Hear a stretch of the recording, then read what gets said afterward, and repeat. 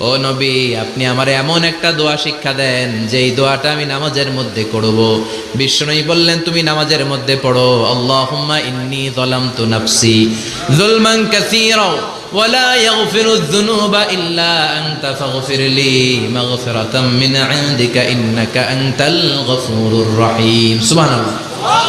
এটারে আমরা বলি দোয়ায়ে মাসুরা। এটাও একটা ইস্তেগফার। যেখানেই ক্ষমা চাওয়ার কথা আছে ওইটাই ইস্তেগফার। বুঝতে পেরেছেন? আল্লাহুম্মা ইন্নী যালামতু নাফসি, ও আল্লাহ অনেক জুলুম করেছি, যুলমান কাসীরা, জুলুমের শেষ নাই।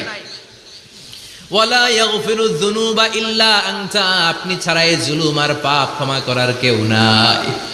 ফাগফিরলি মাগফিরাতাম মিন ইনদিক, নিজ গুণে আমার গুনাহ ক্ষমা করে দেন।